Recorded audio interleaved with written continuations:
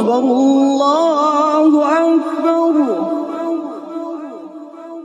Secular یا اسلامی پاکستان مملکت خداداد پاکستان کو قائم ہوئے 77 برس ہوا چاہتے ہیں، ایک ایسا ملک جس کا قیام ہی خالص نظریاتی بنیاد پر کیا گیا تھا۔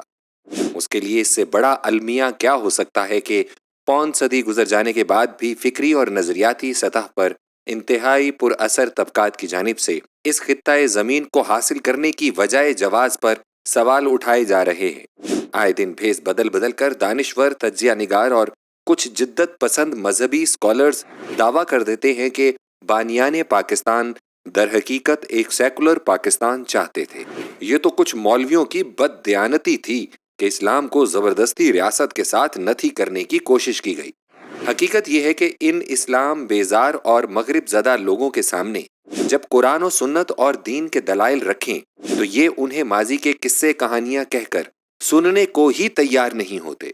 پھر یہ کہ تاریخی حقائق اور عدل پر مبنی تجزیہ پیش کیا جائے تو آگ بگولا ہو جاتے ہیں، ان کے منہ سے جھاگ اڑنے لگتا ہے اور اپنے نظریاتی حریف کو جاہل قرار دیتے ہوئے تانا دیتے ہیں کہ ملک آج بربادی کی جس نہج پر پہنچ چکا ہے اس کی وجہ تم مذہبی لوگ یعنی مولوی ہی ہو۔ حیرت کی بات یہ ہے کہ پون صدی سے زائد کا عرصہ گزر چکا، ملک پر مستقل سیکولر حکمران ہی براجمان رہے ہیں، کبھی سویلین، کبھی فوجی، اور کچھ عرصے سے ہائیبرڈ نظام کے تحت ملک کو چلانے والوں کا قول و فعل سے ظاہر و باہر ہے کہ پرکھنے کے تمام مسلمہ معیارات کے مطابق وہ سیکولر، لبرل نظریہ اور طرز حکومت کے حامی رہے ہیں۔ پھر مذہبی طبقے پر طعن و تشنیع کرنا چہمانی دارد۔ بہرحال ریکارڈ کی درستی کے لیے واجب ہے کہ ہم اصل حقائق کو ناظرین کے سامنے رکھ دیں۔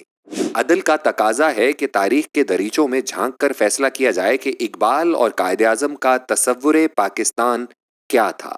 مفکر و مبشر پاکستان علامہ محمد اقبال رحمۃ اللہ علیہ کے ذہن میں پاکستان کا دھندلا سا تصور بہت پہلے آ گیا تھا اور اس کے بنیادی خد و خال ان کی انقلابی شاعری میں جا بجا نظر آتے ہیں، لیکن اس تصور کا شاید پہلا اور واضح اظہار انہوں نے 29 دسمبر 1930 عیسوی کو آل انڈیا مسلم لیگ کے سالانہ اجلاس منعقدہ الہ آباد کے صدارتی خطبے میں ان الفاظ میں کیا تھا: میں پنجاب، سرحد، سندھ اور بلوچستان کو متحد ہو کر ایک واحد ریاست کی شکل میں دیکھنا چاہتا ہوں، جس کی اپنی حکومت ہو، خواہ سلطنت برطانیہ کے تحت یا اس سے الگ، اور مجھے نظر آ رہا ہے کہ یہ متحدہ شمال مغربی مسلم ریاست کم از کم شمال مغربی ہندوستان کے مسلمانوں کے لیے تقدیر مبرم ہے۔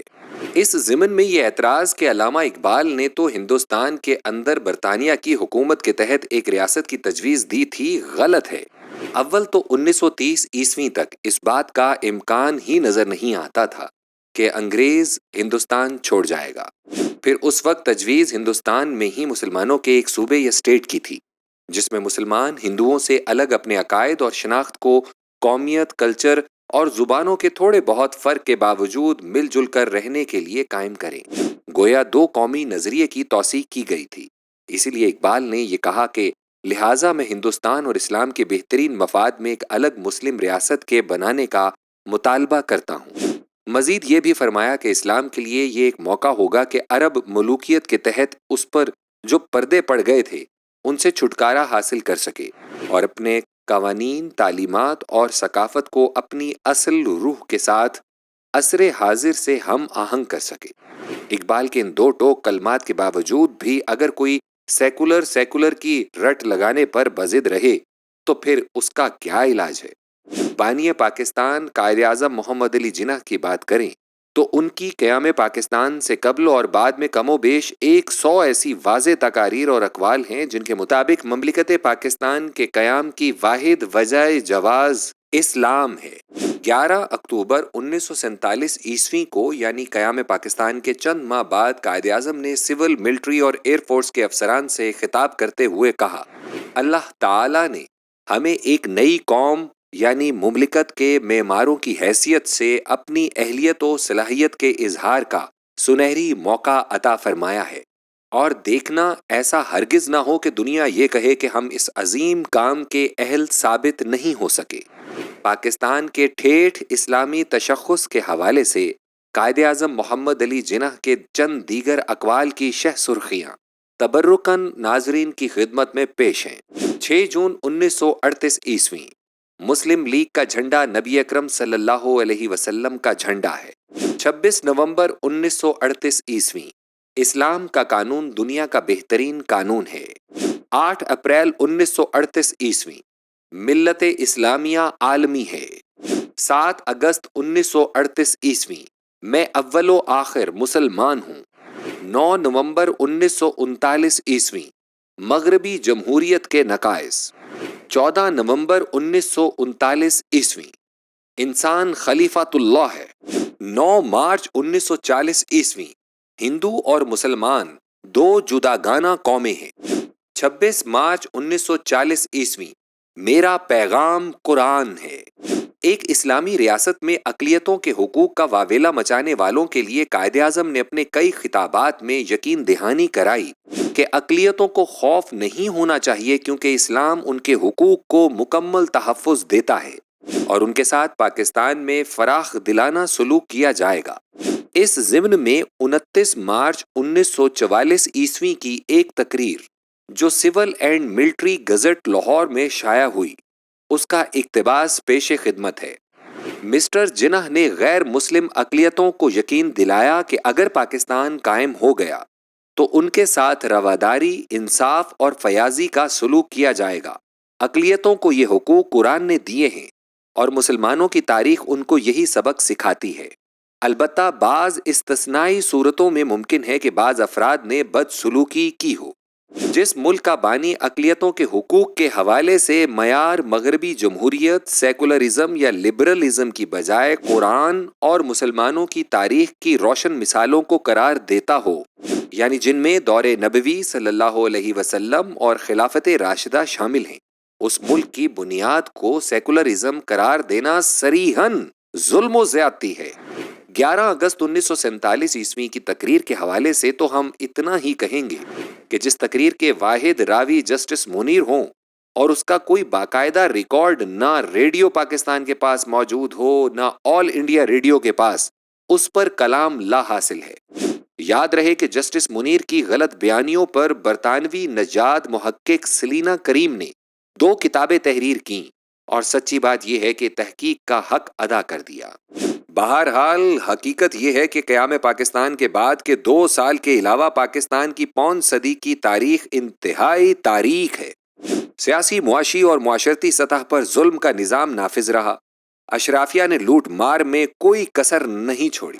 تمام اداروں خصوصاً سول اور ملٹری بیوروکریسی نے ذاتی اور گروہی مفادات کی خاطر ملکی مفاد داؤ پر لگا دیا۔ چھوٹے صوبوں اور مخصوص علاقوں کے ساتھ ظلم و زیادتی کا معاملہ رہا۔